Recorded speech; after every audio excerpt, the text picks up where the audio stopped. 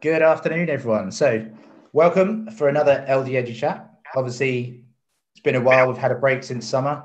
Those of you that have joined us before, those that are new to us, welcome. Lots of familiar names that we've had join us this time round. It's a really sort of interesting time to be in the educational sector, obviously, with another lockdown, which for a lot of us came out of the blue. We didn't see it happening, obviously, after the massive changes. And it didn't take Sufyan long to get on the phone to me and say, #LDEduChat. And that was it. It was obvious that we've got to do this and we've got to reach out to our teaching community and give them the support that is kind of being called upon and needed. And I think obviously Sufyan will sort of hold no secret in this, that he's been contacted by so many people asking for some direction and some support. And so we've kind of drawn together some of what we believe to be the sort of most influential and sort of helpful people who have a wealth of experience in a number of different areas around remote learning, to try and give everyone something that's going to kind of advance the profession and give people an opportunity to kind of develop themselves and support our students as best as possible. So what we're going to do is we're going to go through and introduce our panel, give them a quick chance to sort of introduce themselves, explain why they're here, and then we'll jump straight in and we'll go through a few bits and pieces. Now, in terms of a little bit of housekeeping, obviously there is the chat function, the Q&A function as well. So just at the bottom of your screen, you'll see there's a Q&A function, which is the opportunity for you to ask questions. You've got the chat feature as well, so you can obviously engage with our panel. We've got our CEO, Adrian Rogers, able to answer questions and take any comments on there. We've got a Twitter takeover. So for the Chiltern Teaching School Alliance, Elaine Hayes is our guest, quite influential and really supportive of our sort of earlier series. So lots going on Twitter as well. And please, as I say, don't feel that this 1 hour that we have this evening or this afternoon is the end of this conversation. This is a conversation that can continue beyond with our panel, with ourselves, and with the wider education community. So without much further of a hold up, Sufyan, would you like to introduce yourself and tell us what brings you here today? You're on mute. Perfect start. Welcome, everyone. Honestly, it's something that makes us incredibly proud that we've been able to get 500 plus people register for this in a matter of days. People are here because it's the discussion point of our time. It's probably the most important thing right now because we're all grappling with it.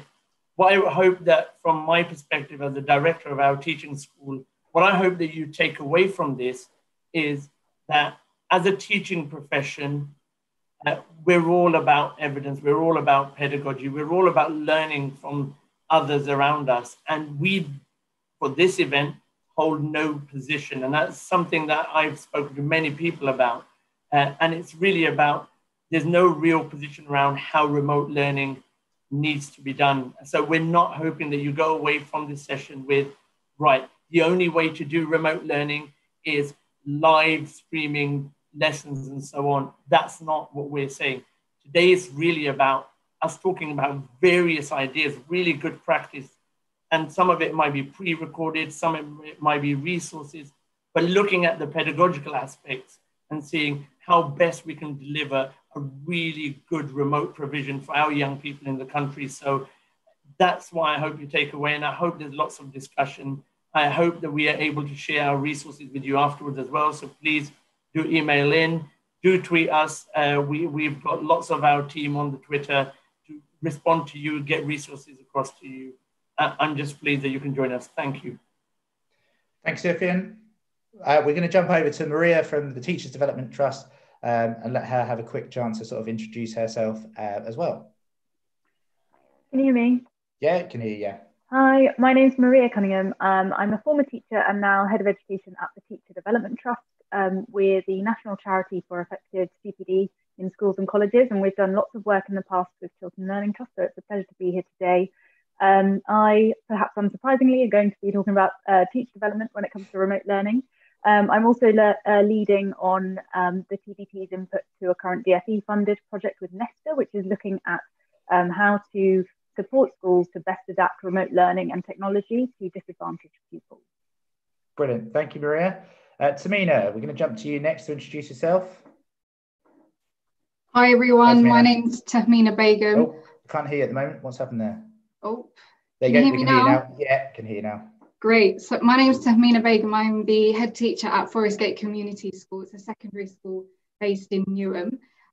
Today I am going to be speaking about, I've been asked to share a worked example in the world of remote teaching. So I'm really hoping it's useful. I'm very excited to be here. I had no idea I'd be among a fantastic panel. So thank you very much.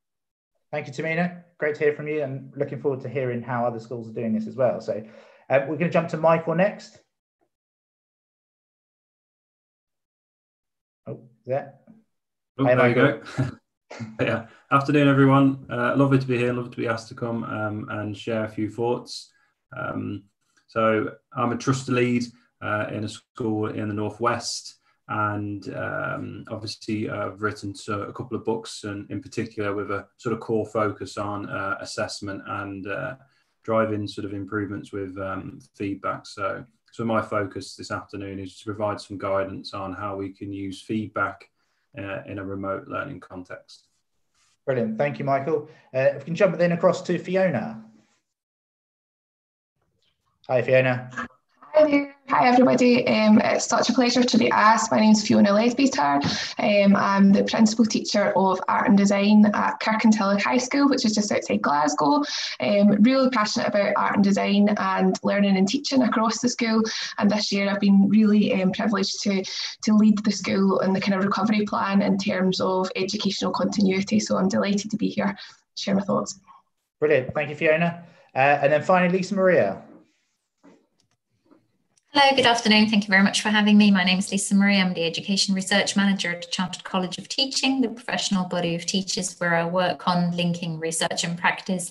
And today I'll be speaking briefly about an ongoing report that my colleague Gemma Goldenberg and I are working on effective practice in distance learning with a specific focus on SEND. But I think it's important to note that I'm particularly looking forward also to hearing from teachers who are working with students with special educational needs, because the research basis is actually quite thin when it comes to school settings and distance learning and SEND.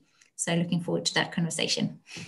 Brilliant. Thank you, Lisa Maria. So hopefully, obviously, everyone can see we've tried to get a real spread and balance within the panel today. You can see that obviously we're trying to draw experience and professionalism from every sort of aspect of education. And this doesn't necessarily limit itself to just who we've got on the panel. And as Lisa Maria rightfully said, we are a teaching community and we can learn from each other. It doesn't restrict simply to, as I say, the conversation today or us as giving guidance in any sort of respect. So what we're going to do, we've got a short video from Tom Sherrington, who will sort of give you some talk-throughs of some of the research that he's sort of synthesized and pulled together. And for those of you that follow him on Twitter, you'll have seen his communication about this quite recently. He's done a short video clip for us, which we'll jump straight into, and then we'll get straight into our live speakers.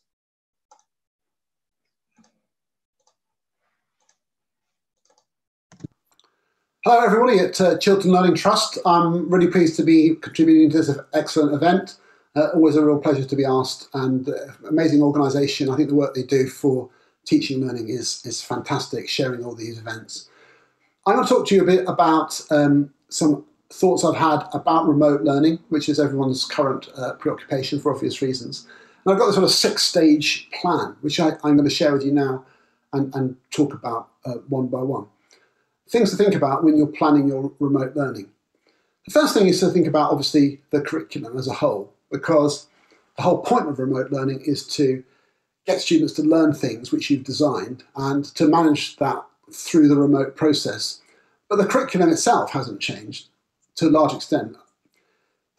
But you need to be clear what it is that you're trying to teach. So be really clear to the students and to yourself, what am I trying to get across? So that all the technology and all the rest of it sort of falls into the background, because you're focusing on, I need them all to know this, I need them all to be able to do this, I need them all to understand this. So a big picture is really helpful. What are you aiming to cover by, say, February half term? And do the students know that? So give them a big picture. Now, why is that helpful? If we're going through lessons where there's a bit of online, there's a bit of independent learning, that can be very fragmented if we don't know what it all adds up to. But if I can see that it's adding up to this big thing over here, we're aiming at all of that, you can check, okay, we've covered that, we've covered that. Then obviously you break it down to the lesson. So in this lesson I'm going to cover this bit, and next lesson I'll do that, and next lesson I'll do that. But it's always knowing where it's going. Plan the input. So obviously you've got to decide, am I doing it live? Do I need to do a PowerPoint? Will the students be present? If any significant proportion won't be present, maybe you're going to do it as a video and just share the video with them. And that can help you get it ready in advance and they can watch it anytime they like, because it's not going to have live interactivity during it. And that can be often more useful. Or are you just going to set them assignments and some reading material to go and do at home and some practice questions to supplement some other resources? So you need to decide that. It doesn't have to be live, but if it's not live, you then need to think about, how do I know they're engaging with it? And that's a little bit harder. So the third section is checking for engagement. Now you've planned your resources, you've got your curriculum. Are all the students engaging with it? Well, you need to know. Now when it's live, there are lots of tools for doing that. And I've seen lots of teachers show this. So for example, using the chat, you can make sure that students are recording that if it's just the chat only. If you're seeing their faces, then you can use cold calling techniques and you've got their names and you can say things like, Siobhan, tell me what you were thinking, and Michael, what did you think of that? And you use their names and get them to talk to you rather than saying things like, has everyone got that? Yeah. You ask them to tell you, or you get them to put it in the chat. Or using shared documents. Lots of teachers are using shared documents like something as simple as a spreadsheet or a Google Slides where everybody's got their slides. And if you can see everybody has written something and you can scan across columns of a spreadsheet and they've all written their answer, they're all with you and they're all listening. Or if it's asynchronous, that they followed the instructions that you gave them and they watched the video because the question you asked required them to see that video, and you can see they've all put an answer in that box on the Google form or on their table or on forms in Teams or whatever. So make sure that you're telling the students that. I will know if you've done the work, because then your name will be here, your answer will be there, I'll see your response in this place, and that you will check. If they trust that you will check because you do, then they're more likely to keep it up with it. If they sense that you don't really notice if they're there or not, and you've just sent them off to go and do stuff, that's much less likely to work. And of course, there's things like quizzing. You can say, at the end of all the work, basically I'll check you've engaged with it because there's going to be a knowledge quiz on this date, and that might be something you do live with them or something they respond to and they send you their answers. So some sort of obligation to keep up with the work because they're going to be, low stakes testing will be part of it, is part of that engagement. The tasks, now a lot of the time the students are going to be listening to videos and engaging, but then they're going to go off and do things. Now that hopefully will take up most of their time because that's, a sensible way of proportioning your input and their practice. Make sure that it's really clear what to do. Again, check for understanding. Does everybody know what to do? By asking individuals to reflect back to you. Can you access the resources? Can you see what the deadline is? Make sure they can tell you what they're supposed to do by a certain date. And make sure that, if it's in a lesson, if you're doing live lessons, that you're giving yourself enough time to give the input, get them practicing, and check. If there's no checking at the end of a task, you're going to get lower quality. So the students knowing that at the end of the task, there will be a moment where I have to sort of show it will help you deal with it.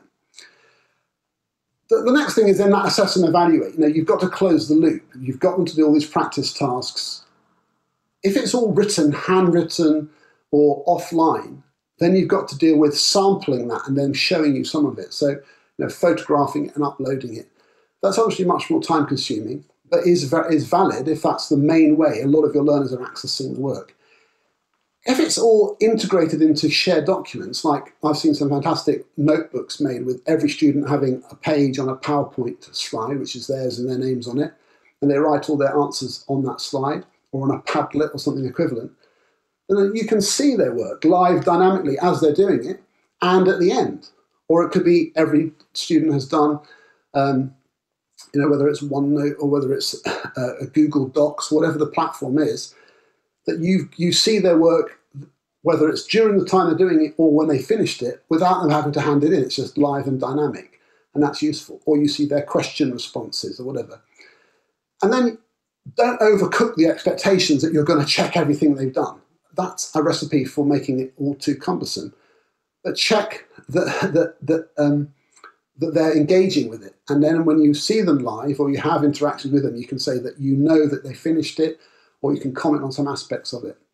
So the checking is key, but making it live and dynamic is going to be much easier than big hand-in dumps of work, which you then have to then browse through. Of course, if you're a primary teacher and you've got your class of 30, doing a once a week upload of some samples of key bits of work would probably be a really good way of doing it. You can see photographs of the key bits of work, and everyone sees it, and then you follow that through the next week. And I've seen that working well. And last of all, feedback. Students need to know that their work has some value. But again, you can't mark everything any more than you would do in a normal flow of lessons. So have you got, say, self-checking quizzes that you've built into the platform? Are you using the time when you are live with them to see their work arriving on their Padlets or their Google Sheets, and making comments there and then, either verbally, online, just on camera, or using, voice notes, or I've seen teachers suggesting that what they do is that they identify key students they need to see at a certain live session, even if all the other students are just working at home independently, and they've asked 3 or 4 students to meet them online to talk about their work, and they try to sort of go through their whole class with a hit of interpersonal feedback, and that's sometimes a really helpful thing to do. Every student needs to feel that the teachers noticed their work at some point to some degree, but make it as automatic as possible, as whole class as possible, and much less reliant on you checking everything and giving it back, which will doubles the workload. So those are my suggestions. They don't really come from my own practice, but they come from gleaning what lots of other people are doing. And hopefully that's a useful overview of kind of this cycle of ideas. Good luck with it.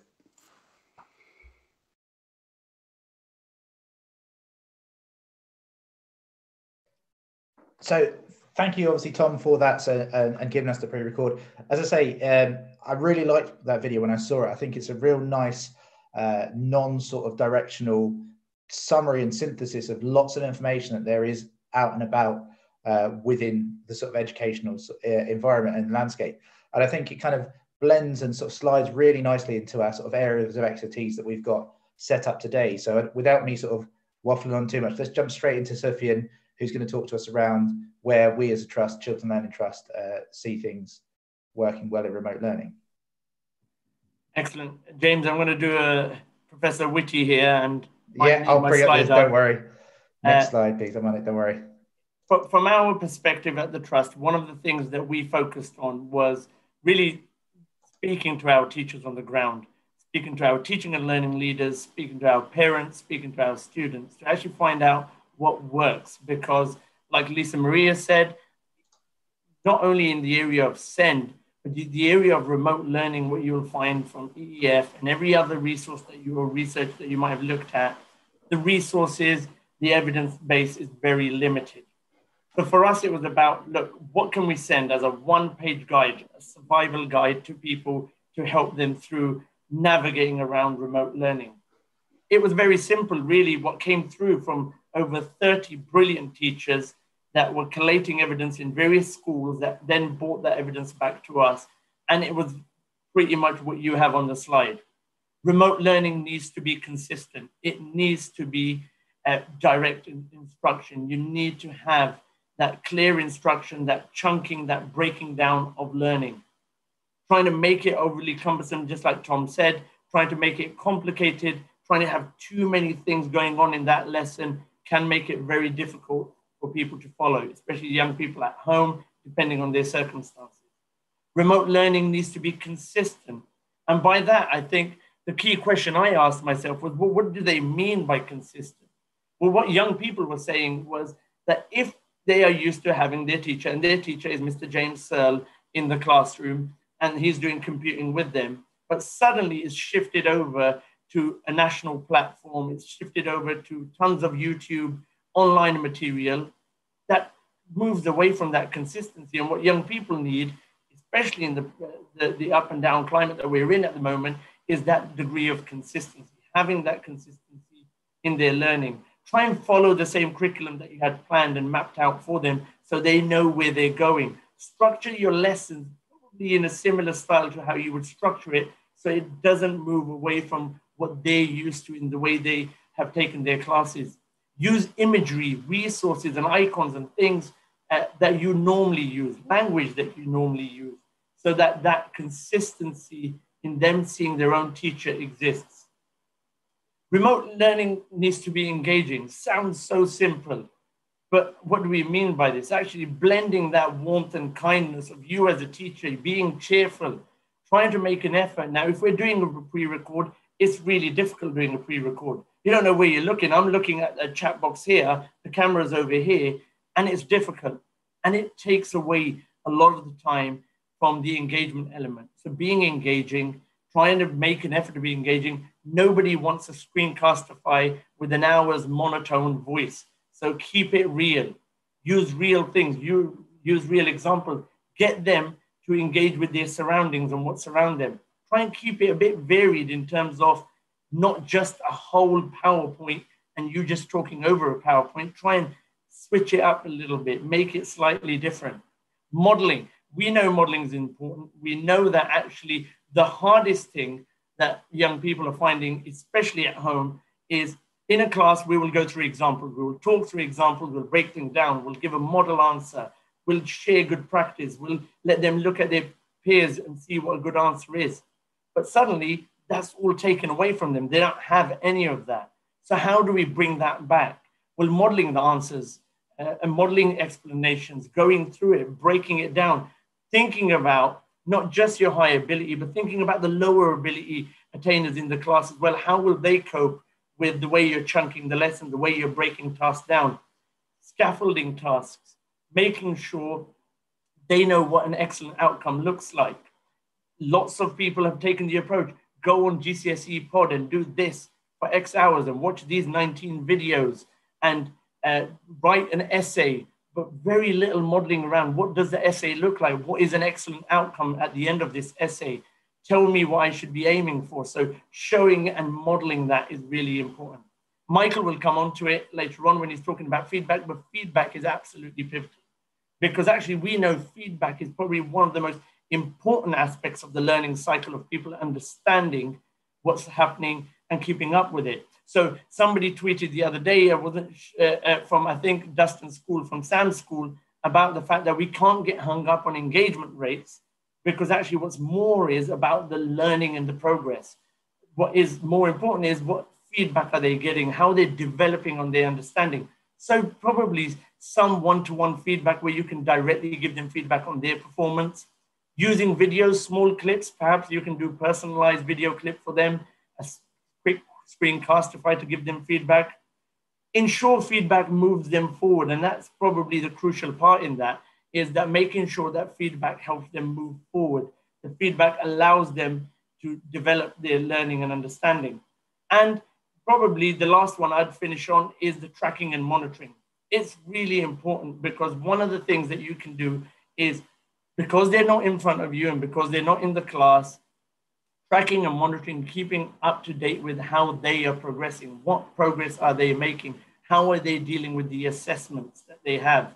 What is their performance like in the assessment?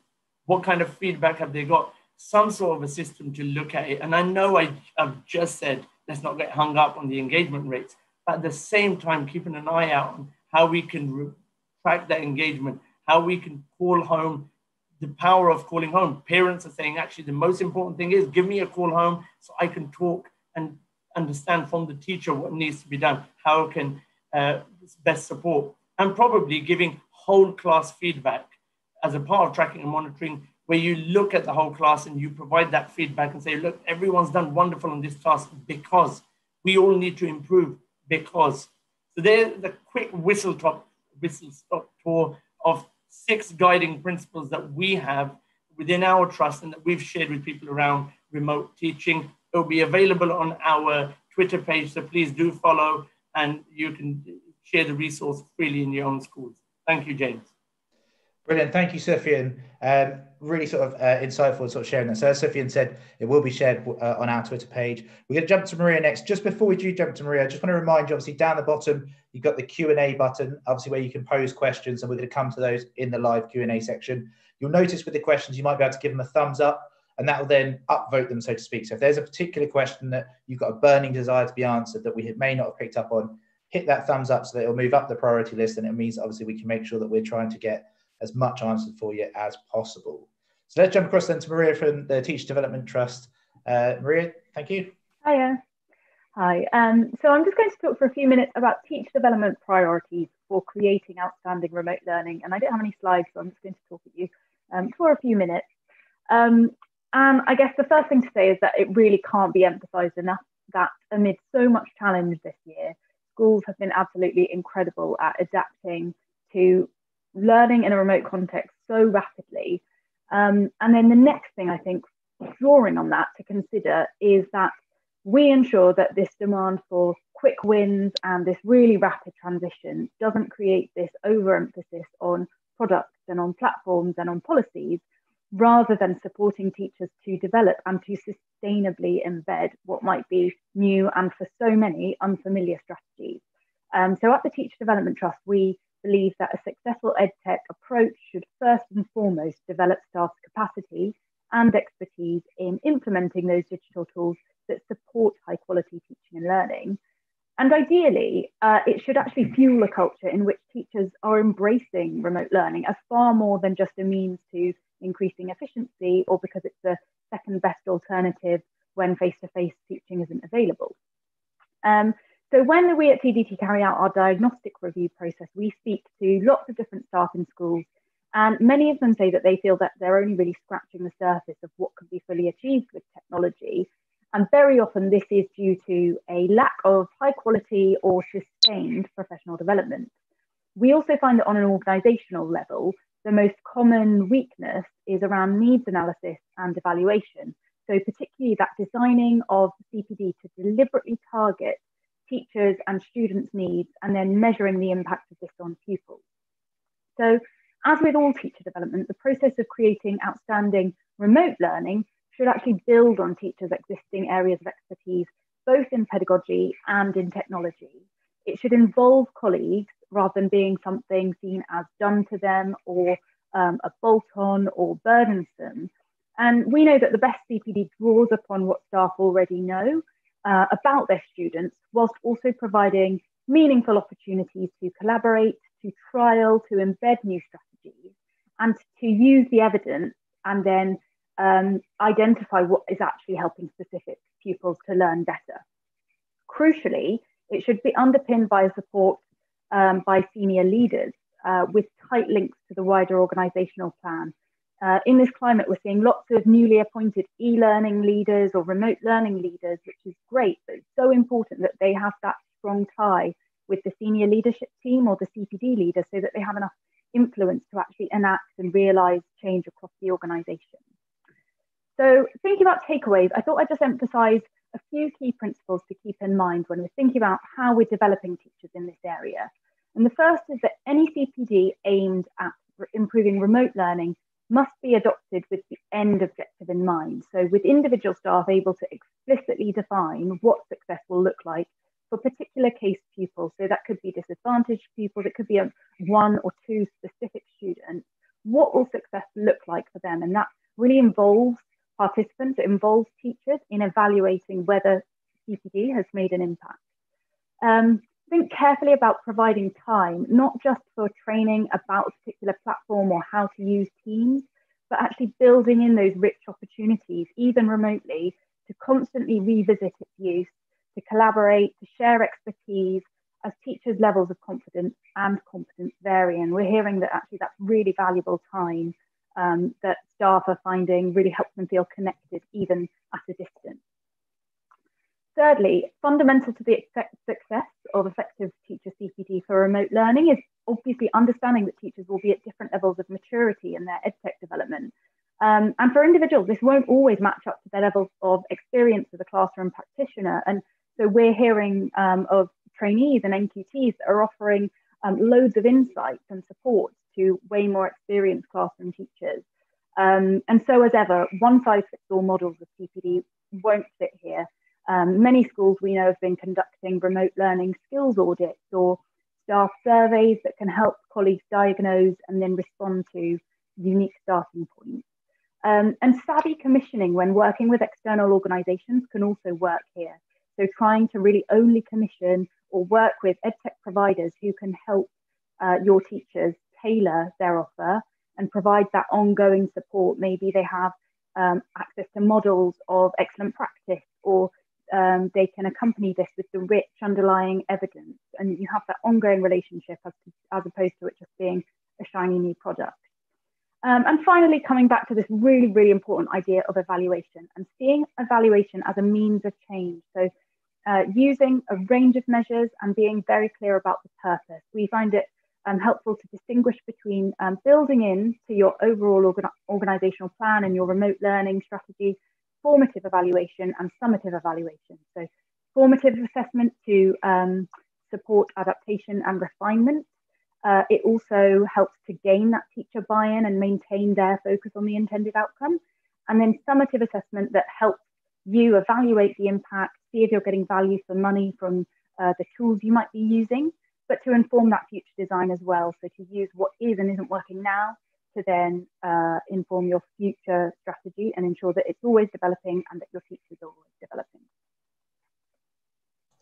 Brilliant. Thank you, Maria. Really sort of useful insight from obviously the perspective of development of teachers. And I think that's a real sort of hotspot of the school's needs at the moment as well. And as you sort of said, schools will appoint someone to do that, sort of take ownership of that sort of digital development role as such, but it is giving them the clout, so to speak, to actually make that change in school, and equally drawing on the sort of experiences of perhaps less experienced pedagogy, but more experience of technology. So really insightful there. We're going to jump over to Tamina in just a moment, just to hear a working example of how things are going in her school. Tamina, are you there? I am. Can you hear me? Yeah, we can hear you good. Okay, I think I'm sharing my screen. You are, it's there. Brilliant. Okay, I was worried that I'd mess it all up. So I was asked to share a worked example of our remote teaching approach. And I have so many examples to share. I didn't know what to start with first, so I tried to jam it all in one slide here. So I hope I managed to stick to my 5-minute time.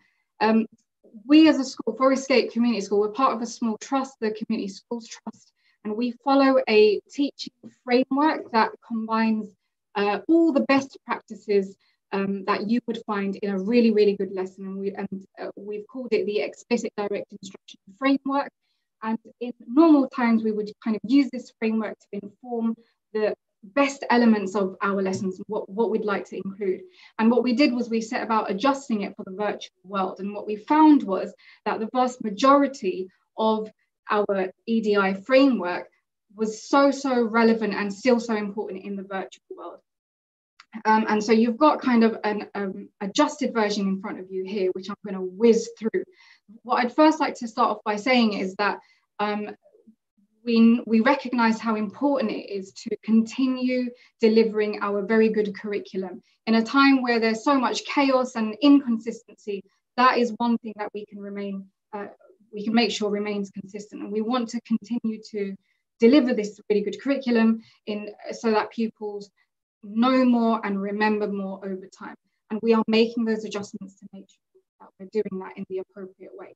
So here, what I've tried to do, and I try to do this in all the CPD I deliver in the school, is design the slides that in a way that I would design the lesson slide when I deliver it to students. So you will have, you'll see on the top right-hand corner an icon and a clear time indicator, and that I would make sure I would do for every task that I give the students, so that they know I need to spend only 5 minutes for this task, and I need to be listening only for this particular task. The other icons might be to write, to read, etc. I took that example on Twitter from Ben Newmark, but I know it's an example of Doug Lemob's means of participation, where we make it explicit to students what they should be doing whenever we present to them information. So that's what I've kind of written right at the top here. Always specify means of participation, and this is for any aspect of the lesson.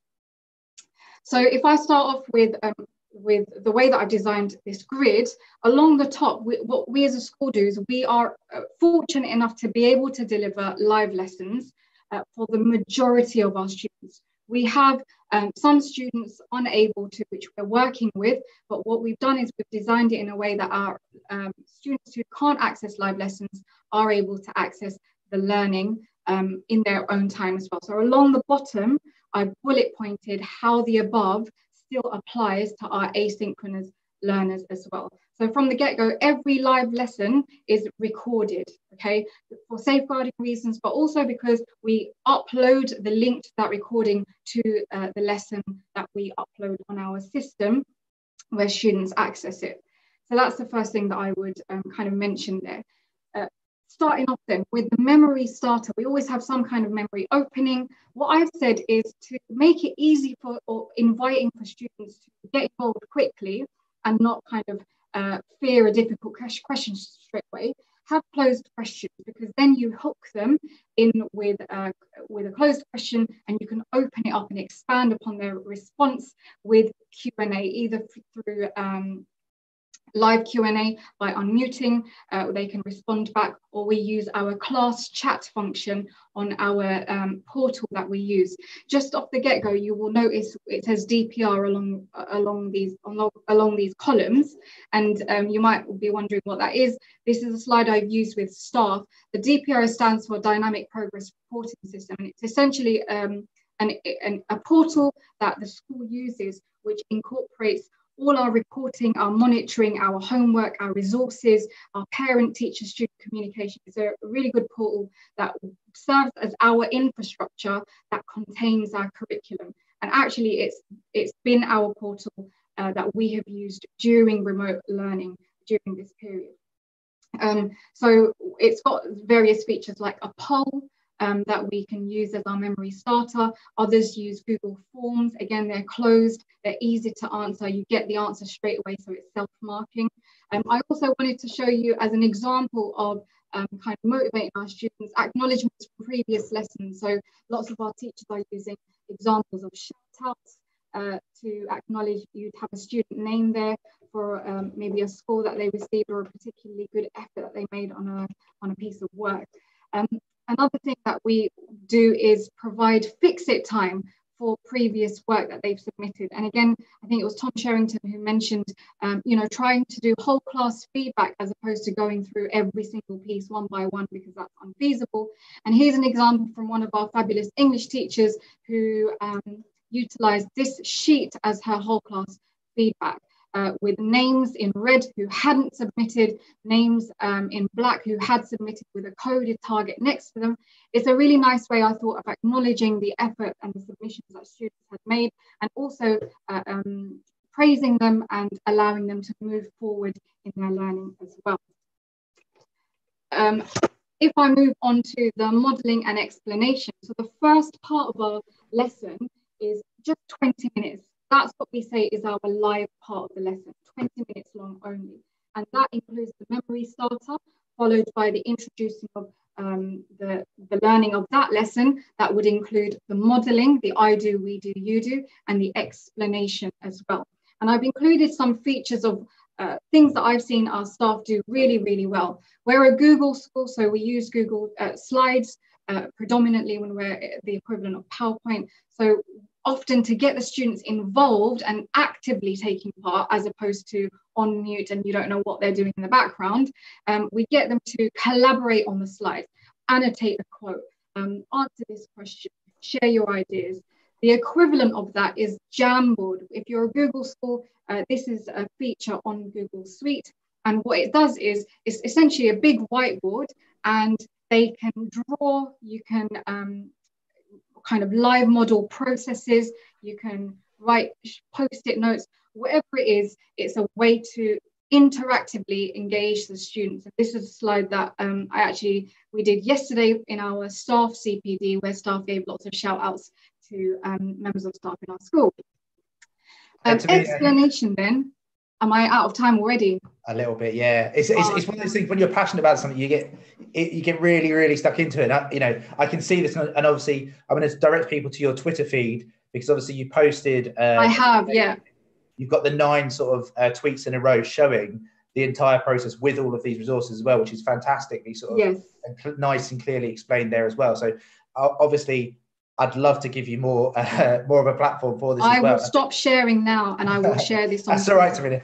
Yeah, so obviously to kind of direct people towards Tamina's Twitter as well, because obviously there is a lot of those resources within that as well. And it might well be that we can revisit some of those segments again when we come to our Q&A session.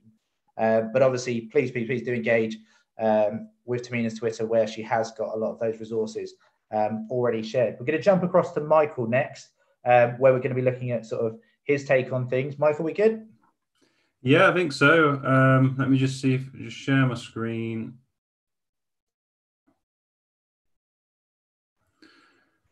Okay, yeah. So a lot. I mean, from what Tom Sherrington said and some of the other speakers already this afternoon, a lot sort of echoes my sort of I suppose philosophy and thoughts on feedback, having done sort of 6 months of I suppose intense research. We know that feedback is significantly variable.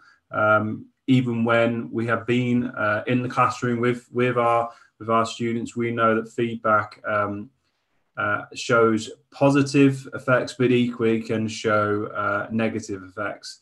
And I've spoke quite passionately about it in recent weeks and months.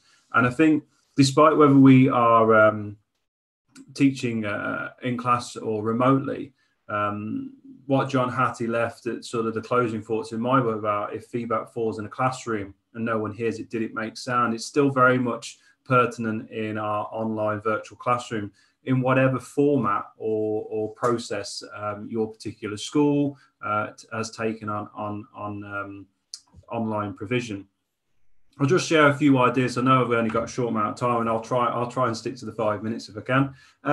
But I suppose the important bit is that when we're giving feedback remotely, we're obviously giving that feedback. We're expecting pupils to receive that feedback. And the key bit that we need to really sort of hone in on is getting them to action it.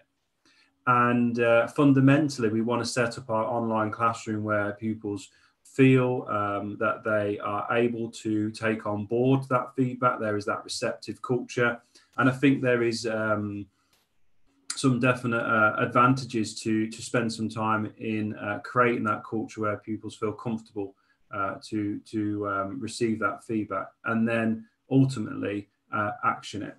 So just a few ideas, really, just pulled a few ideas that could be used in terms of remote learning context. So first of all, and Tom talked about this in his presentation, we want to make sure we prime them for that feedback. So we want to share that curriculum coherence. That might be a bit of a roadmap, a journey, and taking them along that journey in those small chunks every lesson, and share that on the screen with them. This is where we're up to. This is where we're going next. Because if we want pupils to receive the feedback we give them, they need to know the reasons to why they're getting that feedback and in what context that feedback actually means for them, in order for them to then be able to action it. After that, we want to make sure we establish and embed that art of success. What does it mean to be a successful geographer, historian, scientist, mathematician? And it's definitely worth, and we did it as a trust, this idea of a bit of an operation reset. So what does it actually mean in the context of online learning? So we invested some time at the start of this week to say to people, so this is what it actually means. We invested Monday period 1, where the whole school looked at what does it mean for online learning? How will your teacher support you in that? What will feedback look like from your teacher in the different subjects? And maybe spend a bit of time investing in that, because ultimately, as I've said at the start, unless you invest in that, unless you prime them for it, we will give lots and lots of feedback, even in this remote learning context. But unless they action it, it won't have the desired impact that we want it to. And something I spoke passionately about recently is that as teachers, we get lots and lots of feedback all the time. But how much of it, as John Hattie passionately said, is actually being heard, or how much of it is making a sound? Those clarity of learning intentions is really important, and as I've said already, creating that receptive culture. So whole class feedback is definitely a feature of the online classroom. Something that I trialed this week that maybe something that you could pick up quite quickly tomorrow. But this idea of creating one online sort of Google Sheet that, and it could be that you're using another format, but this is in the context of Google, the Google Suite and Google platform, but using Google Slides, whereby you set an assignment and your students can simultaneously work on this at the same time, and you can see it at the same time live during the lesson. Or it might be that if it's not live and you're not physically there, that it's done where you can just log into the sheet. But here you can see an example. So in this example, students pop the name at the top, and they copy across or type in their response to maybe an application task. And in this instance, they were doing an application task on living in hazardous zones. They've even highlighted it, as they would do in the classroom, to indicate and clarify where they're achieving that particular, or where they feel they're achieving that success criteria. And then the following lesson, the teacher will give them feedback on the right-hand side. And the teacher could do that live if it's a live lesson there and then, or they might do that retrospectively the following lesson. And then pupils could have time to reflect on that feedback, and then they could potentially look at how they could make improvements that the particular piece of work that they've done there. Second example is this idea of the whole class feedback template, slightly different, and Tamina just shown a similar example really about teachers using coded feedback. And you can see here in the second box on the right hand side, the teacher has looked at the pieces of work, decided where there might be some common sort of misconceptions or errors for that particular application task, and they've drawn them up as I1 to I10. And then on that particular piece of work remotely, the teacher will then indicate that particular area of focus or improvement, and then the pupils will be able to go back in, they'll be able to make those amendments, reflect on those suggestions. You can also see here that there is the idea of using QR codes as well. And I think fundamentally that there is obviously there's sometimes a perception that giving feedback requires you to do all the work as the teacher. You need to give them that verbal feedback all the time. They need to hear from you all the time. Well, actually, I'm saying quite passionately, you need to swing that sort of idea, that analogy of what I've talked about that pendulum towards the pupil in wanting to receive it and action it. So using QR codes in a remote learning context could be quite helpful in sort of directing that self-guided feedback. So there are a couple of ideas, and I am conscious of the time and I don't want to go over. But if I go back to my original point, if you're investing a lot of time in remote feedback, is it actually being heard? Is it making the sound that you want it to make? And is it addressing these sort of three core areas that I'm talking about in terms of the art of feedback? How are you giving it? How is it being received? And then more importantly, to feed forward, how are you setting up pupils to actually action that feedback? Brilliant. Thank you, Michael. I think it's quite crucial, isn't it, for our students to understand how they're going to be receiving feedback. And it's not simply a case of us just doing it and expecting them to engage with it. So like you say, I like the idea of actually dedicating some time to make it explicit and clear to the students for them to understand that as well. So we're going to jump over to Fiona in a moment. Obviously, again, just to sort of remind you guys, Q&A is down at the bottom. Pose your questions, upvote those questions, and we'll jump straight into the live Q&A. We're probably going to extend the session a little bit beyond 5 o'clock, if everyone's okay with that. Just obviously conscious of everyone's quite passionate about this topic area, and the engagement seems to be so fantastic. So Fiona, let's jump to you then. Okay, can you hear me okay? Yeah. Yeah, you're all good. Excellent. So yeah, I'm going to talk to you a bit about my experience of remote learning. And like everybody else, I'm learning really quickly about all of this, and I'm no way an expert. But yeah, I think teachers have been put under kind of huge amount of pressure in the last few months and have, taken that in their stride and absolutely, come to grips with these new ways of working. But there has been a huge amount of kind of anxiety about that for teachers. The guidelines, the landscape that we're working in is just totally changing. So it's understandable that teams are maybe feeling a wee bit anxious about that. So I think as leaders, it's been really important job for us to reassure staff and to make them realise that we didn't go into teaching to be sitting at a computer all the time. We love the interactions of our classroom. We love being with the children. We love having them in front of them and being able to do all the things that we would do in the classroom. So yeah, it is different, but you're still a subject expert. You know your subject inside out, and you are still a fantastic teacher. And although there are some challenges ahead in terms of the remote learning, in terms of breaking down that barrier that the screen creates, we need to hang on to the positives as well. So these are just a few thoughts. I'm a practical subject. I'm an art and design teacher, so we found this a real shift for us, not being able to sit beside a pupil and help them with their practical work, or not being able to get all the pupils around a desk and model something for them. So we've tried to come up with some ways that we feel have been quite useful.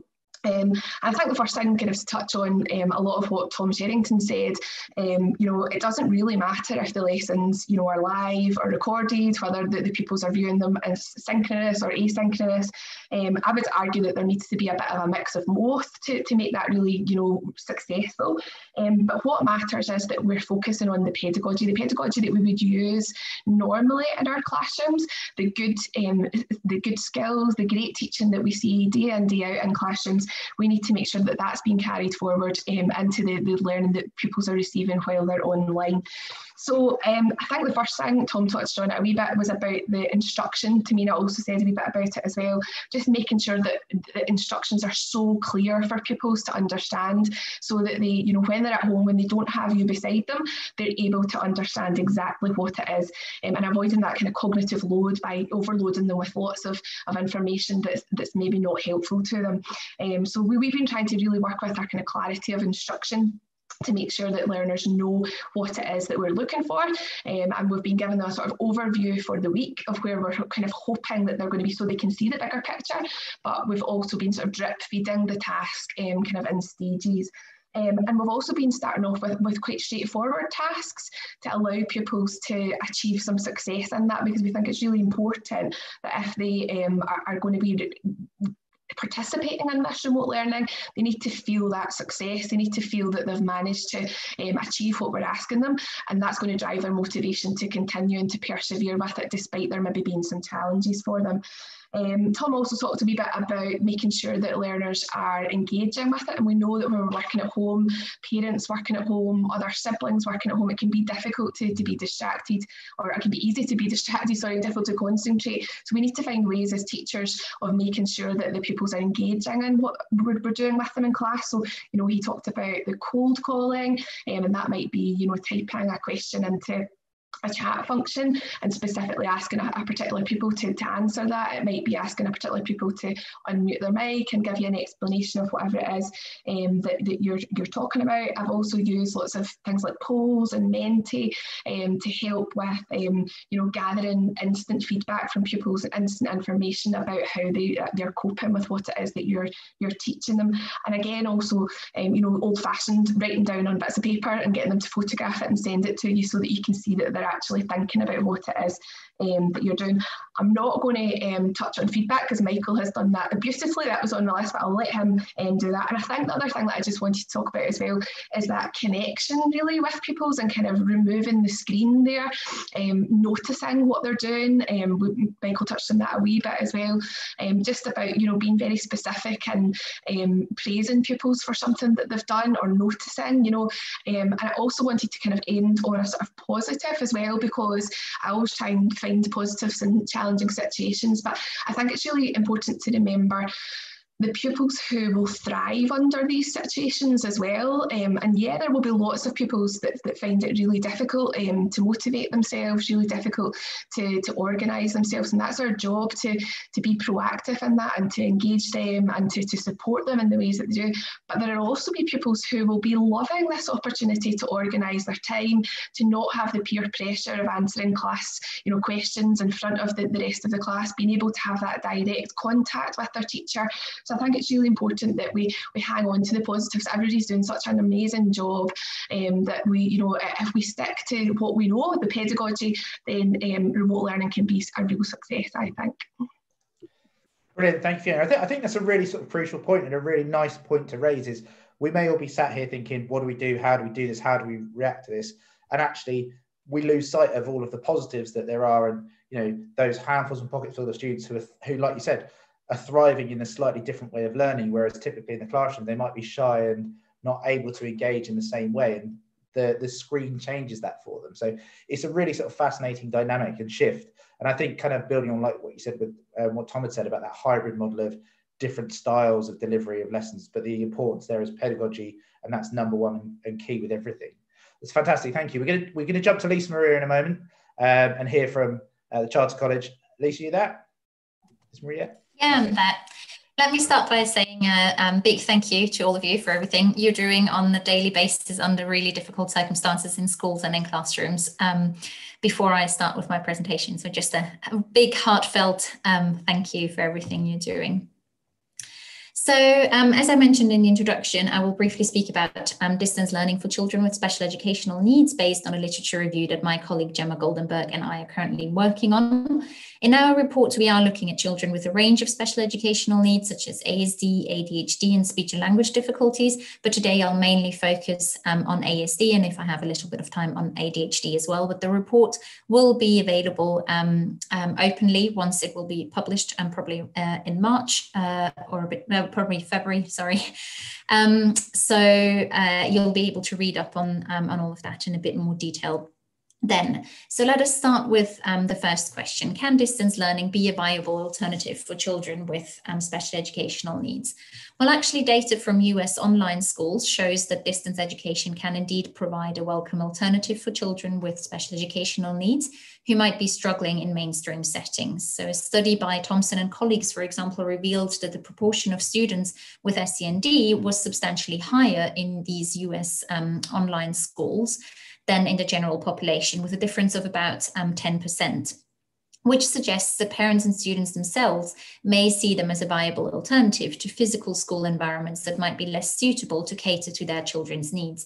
So very much in line with the last point Fiona was making, that actually some students may be thriving or benefiting from online environments. And insights from special schools teachers in our own report, in one of our 2 reports that we published last year, actually seem to corroborate these findings, as they highlight that some children with SEND benefited from an online learning environment during the last COVID-19 school closures, as it allowed them to pace their learning according to their needs without the additional distractions from a physical environment, peer pressure, and so on. However, online learning also brings inherent challenges, of course, such as social isolation, high levels of self-directed learning, and overload of information if it's not carefully planned, all of which can be particularly challenging for children with special educational needs, but not only, of course. So let us look a little bit more closely on, at children with autism, with ASD. Given the social communication difficulties and need for structure and routines that are often associated with ASD, we might hypothesize that students with autism would benefit from an online learning environment because lesson structures are more predictable and interactions with others often occur in writing, allowing for more time to think about one's own answers and those of others. But actually, a recent review and survey study by Adams and colleagues that was conducted in 2019 with, and there is a caveat there, university students though, as a lot of this research is, university students on the autism spectrum, suggests a more complex picture actually. So the study found that fewer than 40% of students with a diagnosis of ASD chose online learning due to a perceived lack of interaction, and fewer than 20% actually thought that they learned more effectively online. the reasons for choosing online over face-to-face instruction actually largely overlapped with those provided by neurotypical students in other studies. So there was actually not that much of a difference when we looked at the reasons for which those students with ASD opted into online learning. They said, for example, that it provided them with greater flexibility and the availability of a particular course, but not those things that we think might be associated and make them opt for online courses. And when they were asked more specifically about the online learning environment, students with a diagnosis of ASD raised that they could feel lost and overwhelmed by too many options on their online learning platform, for example, but also due to a lack of clarity regarding expectations and deadlines. And again, that chimes in with what previous speakers have said, that importance of clarity really highlighting where we're going and what the expectations are. And that's particularly important for children with ASD. The authors therefore propose 3 features that are of particular importance for students with ASD in an online learning environment. And these are curriculum alignment, interaction plans, and course site design features. So curriculum alignment relates to making the links between the components of a course and the desired learning outcomes more explicit. Again, this is something that we do in face-to-face teaching anyway. We do it in online teaching, but that's just to highlight that it is of particular importance for students with a diagnosis of ASD. And then the authors also suggested that we may want to develop so-called what they refer to as interaction plans. Because their study shows that interaction with teachers and fellow students can both improve and hinder the learning process of students with ASD, which is why it needs to be planned carefully. The authors therefore argue for personalized interaction plans for students with autism, as some might benefit from such interactions, while others might find them distracting. So that's why it's important to take students' preferences regarding the medium or frequency of interactions into account and not jump to conclusions just based on a diagnosis that they have, because actually this study showed that it wasn't easy to say. Students had different preferences. Some found those interactions useful, others didn't, even though they all had a diagnosis of ASD. So that's a really crucial point to take away, to really work with the students and find out what helps them and whether these interactions are distracting or helpful. And then finally, just briefly about course site design. The study looked in more detail at features of course site design that may help students with ASD during online learning, and they presented different pictures of courses to them and let them evaluate them. And the majority of the respondents in the study reported that they preferred information to be presented in small chunks. Again, that has been mentioned numerous times. So just to show that this is, again, important, particularly important for students with a diagnosis of ASD. And some reported issues with processing the amount of information that was presented on a page and navigating their online learning platform. And participants generally preferred sites with the least distractors and information, but some also said that even then they found it difficult to understand what they were meant to be doing and where to find particular information. And finally, the students in the study noted that they liked the use of video as it allowed them to stop and rewatch content as they found most helpful. So that's really interesting. It also chimes in with what some teachers from special schools told us in our own work, that videos really benefited some of their students with a diagnosis of ASD because they could overstudy or they could rewatch and really adapt the content to their needs. So unfortunately, I'm out of time to go into details of ADHD, but as I said, you will be able to access those. And just to sum up, it seems that distance learning can indeed be a viable alternative for students with SCND, as long as the learning outcomes and expectations are made explicit, interactions are well planned, and course sites contain few additional distractors. But I think it's really important to bear in mind that even children with the same diagnosis are likely to have specific needs that are individual to them. So while these studies can give us a broad overview of some tendencies, it will remain important to ask students about their individual preferences and needs. And then finally, it's of course important to note that these studies were carried out in planned distance learning environments rather than the current emergency remote teaching context that you're all finding yourselves in, which might make it difficult to extrapolate those findings to current distance learning contexts. Brilliant. Thank you, Lisa Maria. Obviously, there's loads of information, as you mentioned already, reports coming out shortly, which will be really sort of useful for people to sort of engage with, because obviously, whilst we're talking about remote learning, that isn't strictly something that is just pandemic related. It's something that we can sort of draw upon experiences going forward. So let's jump then into Sam Strickland's video. Now, there's a larger version of the video. I've trimmed it down slightly.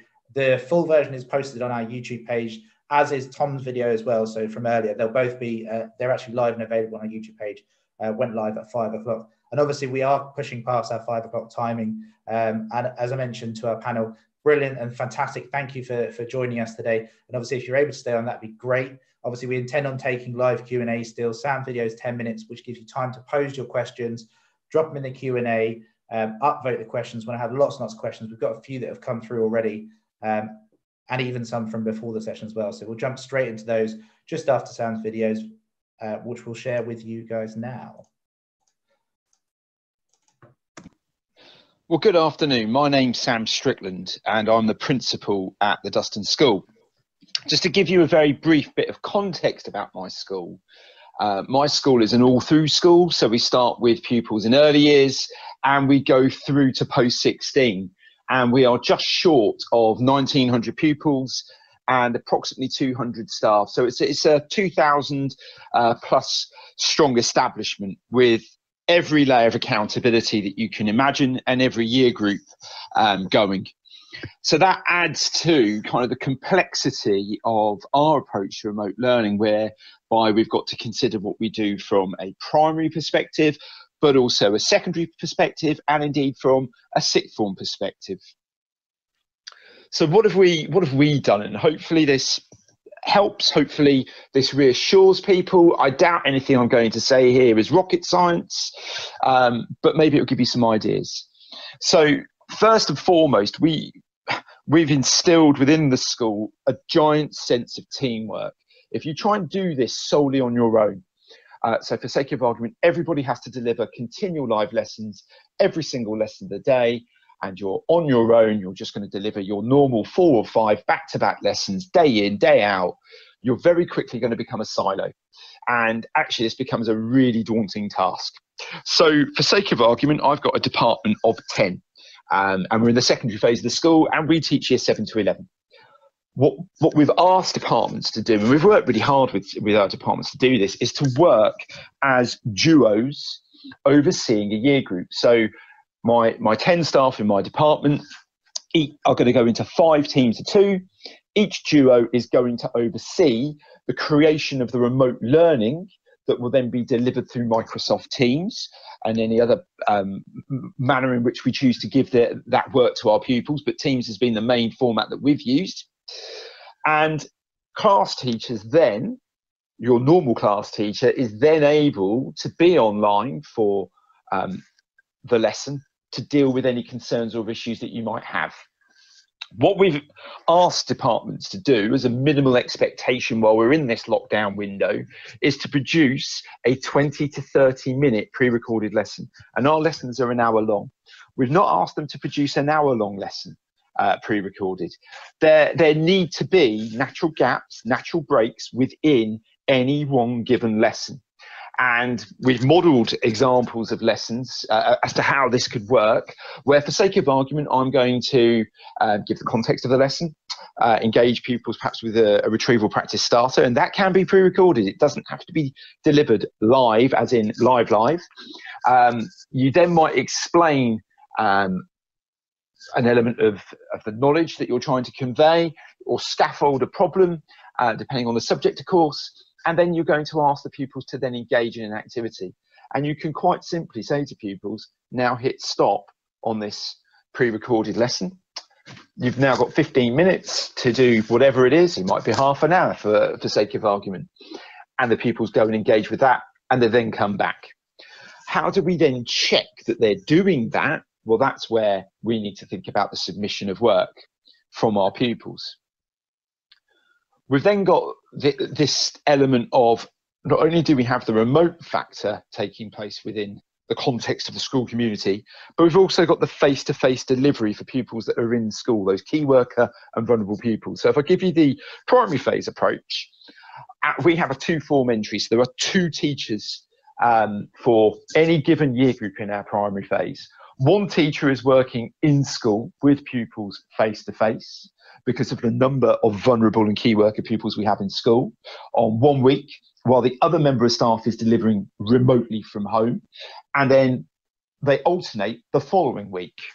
So it's just an example of what we're trying to do from a primary perspective. But again, the expectation there isn't that those lessons are always live. Our minimal expectation is they're pre-recorded. And it's very much up to staff whether they want to do a live lesson or not. We've left that as a choice.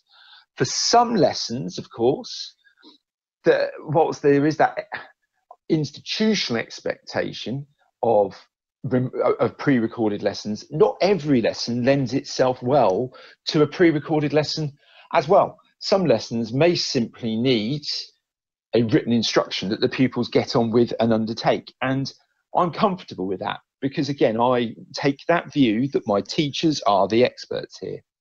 In terms of our daily approach, the way in which our day works, if I give you the holistic kind of approach, we have tutors or class teachers checking in.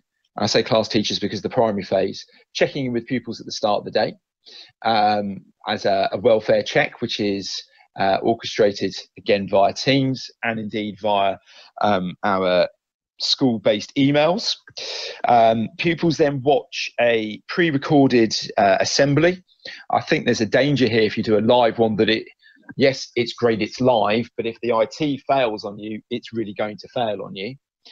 And then our pupils go about their normal school day, following their normal school timetable, which has got built within it a break and a lunch period. And we want our pupils to engage with those breaks and lunches. And I would actively encourage pupils to go into their garden and do some exercise. Obviously eat what they would normally eat for break and normally eat for lunch as well. But that's the general flow of our school day, which we're trying to mirror remotely at home, but maintain that same delivery with our pupils that are in school as well. From an upper school perspective, years 11, 12 and 13, we were meant to be, for this week, next week and the week after, in a 3-week mock exam cycle with our pupils, which is part of our overall institutional approach to getting our pupils ready for their real exams in the summer.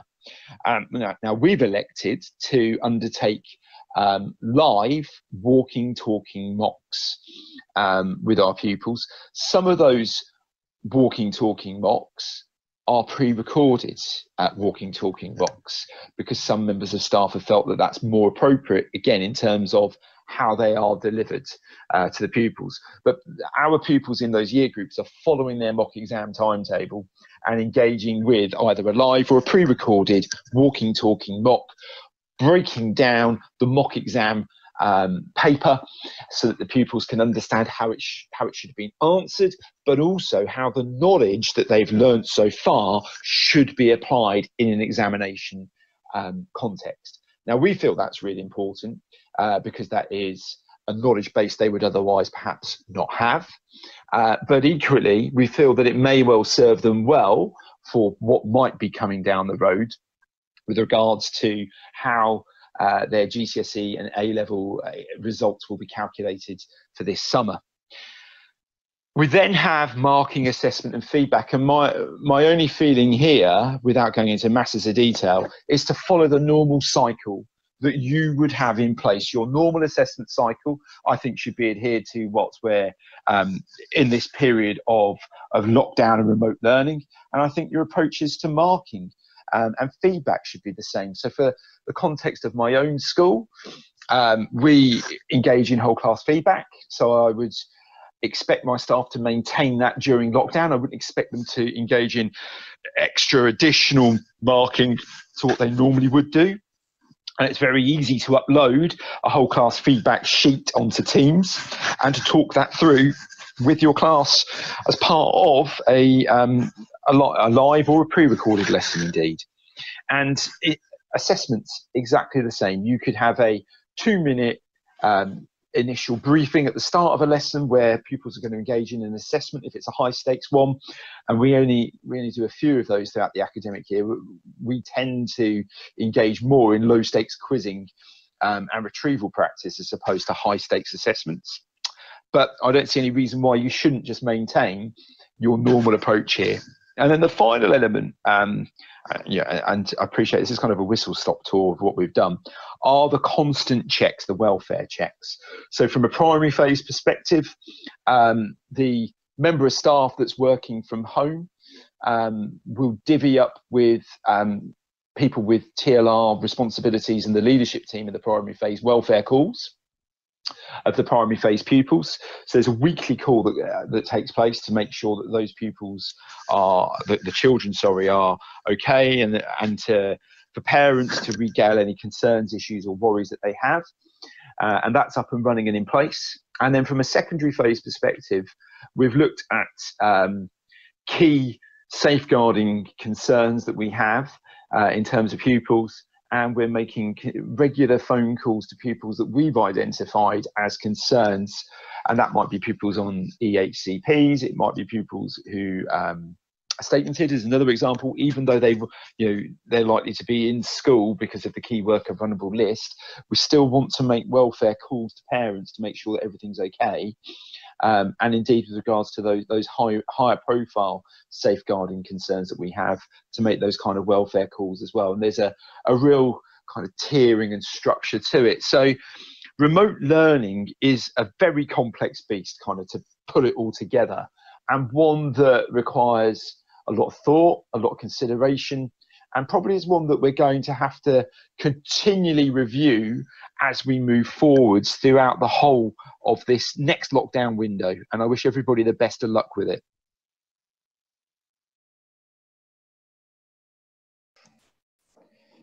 Okay, brilliant. That was good to hear from Sam. As I say, there is a longer version to that presentation, which we've posted on our YouTube page, so you'll be able to tune into that when obviously a time that suits you best. So first of all, we'll ping out everyone's Twitter addresses and so forth that's on the panel today. We're going to go to some questions, and I've got a few that have been posed prior to the sessions. One which I wanted to sort of aim towards Maria, if that's okay, and it's around how we can support and ensure that our members of staff in our schools can make rapid development with their use of digital technologies, but obviously do it in a way that is kind of long-term and sustainable as well. Thanks. So I think, again, it probably comes back to the idea of it being really tailored to need, and making sure that the sort of culture of development is in place. As with any teacher development, I think if it's something that's prioritised by leaders and there's the time and space and resource in place for any staff member to engage in professional development related to remote learning that they genuinely feel can have an impact on their learners in the classroom or indeed in the virtual classroom. And they're actively involved in identifying what that need is, what the impact will be, and then being active participants in ascertaining whether or not that's had an impact. And often that's where the meaningful collaboration comes in, and those rich opportunities to learn from other schools or to talk to colleagues about what's working and what's not, and to make those tweaks rather than kind of just loads of information. I think that's one of the things that we're really finding at the moment. There's so much high quality information out there and loads to inspire colleagues, but maybe the next thing is for schools to actually think about the implementation and how we're making sure that that's actually having an impact in the classroom, and that people are actually doing stuff with everything that they're finding on Twitter and through webinars and online. Brilliant, thanks. So it's getting that engagement and having them being sort of taking ownership, I suppose, in some respects as well. Fiona, I'm going to jump to you for a question, because it's a question that I know that I've faced, and I'd like to hear sort of your take on it. Obviously, with your blog being centered around that hybrid model of delivering lessons, and that there is no one sort of silver bullet as such, how do we address misconceptions that happen as a result of pre-recorded lessons? So if we have pre-recorded content, there's misconceptions, and the work that comes in from students is so far off to a different direction. How would you sort of suggest that we can address that? I think that's a really, really good point. I love misconceptions. I love using them in my teaching. So I love it when that happens. And I would probably pull that out and use that within my next live lesson. So that might be something that I would use the students' work in front of me and talk through the reasons why the student has maybe gone off on the wrong kind of tangent with something, what's maybe led them to that. And I think that's a really good discussion point for people to see that and to talk through together. So I think it's a really good opportunity to do that on a live opportunities. I think that's why we need the mix of both, because you need those times when you're able to explain things and have the connection and the relationship, but also be able to pre-record so that people can watch back and pause. And yeah. Brilliant, thank you. I think using it as a sort of a learning point for the next lesson, and as we said, and as Tamina has rightly said, and Tamina, I'm going to come to you next for a question, just as a heads up. Obviously, looking at it as a point where we reflect on our learning based upon obviously a misconception, and then using that as a tool to address and set up and tee up the next lesson. That's a really good sort of tip, Fiona. So Tamina, it's a question to you then. Obviously, we talk quite a lot about our lower ability students and supporting their learning. And obviously in a remote scenario, how do you feel that we could support our most able students, so our gifted and talented as it may have been, and provide them with stretch and challenge, but in a way that doesn't stress the rest of the class and give them sort of anxieties over having too much work to do? So one of the things that we say generally is the design. So the design of the lessons, if you're using Google Slides or PowerPoint, you know, I always talk about kind of slashing or cutting back as much as possible. Your students aren't going to be able to follow your normal lesson PowerPoint slides because you as the teacher, if you've got 25 slides when you're delivering face to face, you can navigate that, and through your delivery, you make it clear. When students are doing that by themselves, it can be quite overwhelming. So so what we say is one easy practical thing is to use hyperlinks, you know, that will take them to targeted, selected other information that you might want to use to present to your more able students.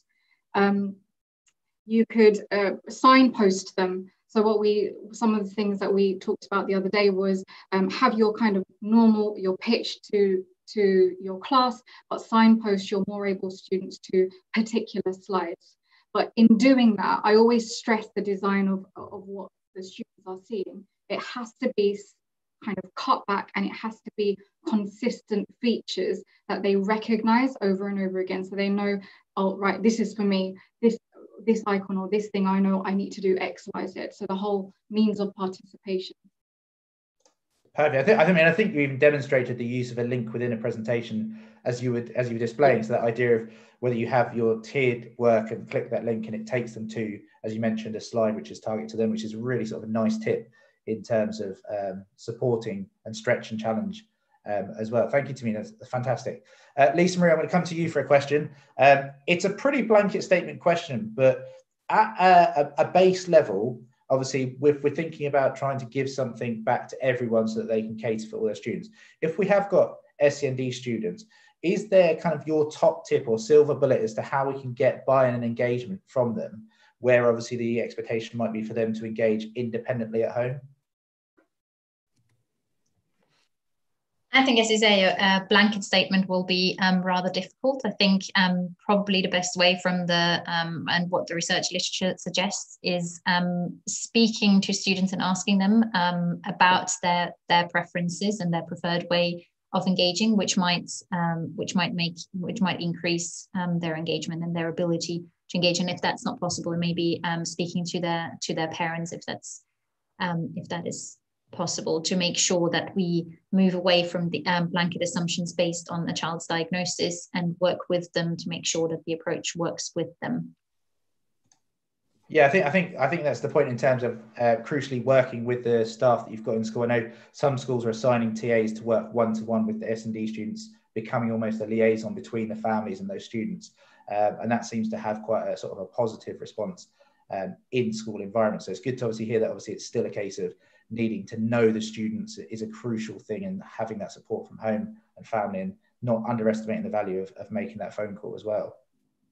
But I think also, just briefly, what we saw today, I think, and what I tried to highlight in the presentation is that some of the teaching approaches that we use and that will be effective for typically developing students will also help students with SEND and the other way around, such as chunking, such as stripping pages and worksheets and so on down to the most important and the essential information, making instructions clear when we're live teaching, making it quite clear what we're focusing on, where students are meant to look at a given time. For children with ADHD, for example, having instructions up there so that they know all the time what they're meant to be doing. These things are work or can help students across the board, not just students with SEND. So I think it's also important to keep in mind. Thank you, Lisa. Thank you very much, everyone. That brings us towards the end of this LD EduChat event. I want to take the opportunity to thank James for doing a wonderful job in helping us put this all together, doing all the tech behind the scenes and making sure that we're able to get 500 plus people viewing this across 2 platforms. So huge thank you to you, James. But we couldn't have done it without you, all of you guys tuning in and your continued support. So huge thanks to you. Thank you to the Chartered College and Lisa Maria for their support in pushing this and supporting us in the ongoing support. Maria Cunningham and the Teacher Development Trust, Tamina Begum and Forest Gate Community School, Fiona Ledbeater, and the work that she's done on her blog has been really interesting and something we followed. Sam Strickland and Tom Sherrington, again, have been real strong supporters of our work and have supported us throughout that time. I'd also like to say thank you to Michael Childs for supporting us, but also the t-shirt he wore made my day and Adrian's day, seeing that Man United t-shirt behind him. Thank you to you all. Adrian and myself, our CEO, Adrian Rogers, and myself will be available on our Twitter at Chiltern TSA for this evening. One of us will probably be replying to tweets, so feel free to tag us into tweets, ask questions, and we'll try our best to respond. Feel free to communicate directly with our panelists over Twitter. We've promoted their handles as well. So a huge thank you to you all for that support. And lastly, I would like to say, if you are not on our Chiltern Teaching School Alliance YouTube page, go on there today, hit subscribe. It's over 120 videos now, CPD videos that are priceless, that have been done in the last 12 months, that you, I am sure, will find useful for your own development and that for your colleagues in your schools. Thank you very much. Have a great evening, everyone. We look forward to being in touch soon.